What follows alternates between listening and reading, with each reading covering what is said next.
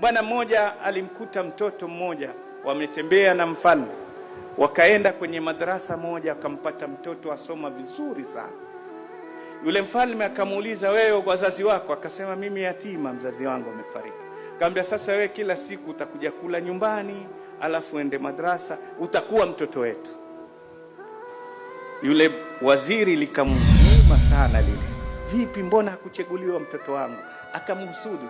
Siku hiyo akamwambia yule kijana yuenda kwa mfalme, akamwambia, pitia nyumbani kabla. Akienda akamlisha vyakula vya harufu kali, vitunguu na nini, mpaka yule kijana akamwambia, mimi nitaweza kuongea na mfalme hivyo? Akamwambia, funga mdomo na pua ukienda, sema nayo hivi.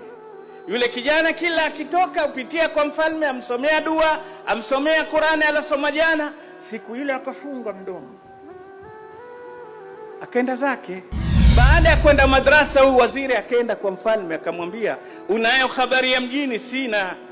Yule kijana amekuja leo. Akamwambia, umemwonaje? Sema amefunga mdomo na ametangaza kwamba wewe una harufu mbaya, una harufu mbaya sana. Haya ni mambo, ni mifano, lakini ni wapi katika maisha yetu watu wanahusudiana sana. Waziri akasema mfalme, ndio, ni kweli, leo ni 3 kila kija afunga mdomo. Akatoa amri, akaandika barua aipeleke mahali. Ile barua asema, huyu anayekuja kateni kichwa muniletee. Yule mtoto alipoingia tu kumsomea mfalme, akamwambia, achukua hii barua, peleka mahali fulani. Kutoka na barua, waziri amgojea, wenda wapi? Akamwambia, mbona endi madrasa? Nimetumwa mpelekee. Wewe ustahiki, mimi ndio waziri, wewe hufai kuchukua barua hiyo. Kachukua bahasha ile, akaenda nayo. Akifika kichwa kikirudi ni cha waziri.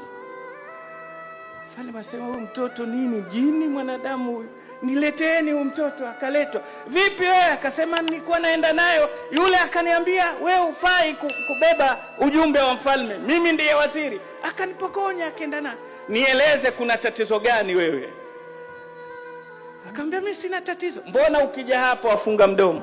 Asema, yule bwana nilisha vyakula kabla kuja kwako kusoma zile, na akanambia hizi zina harufu, funga mdomo, mfalme hapendi kusikia harufu nzuri. Alimhusudu, ikamrudia mwenyewe. Tupendane, tusihusudiane.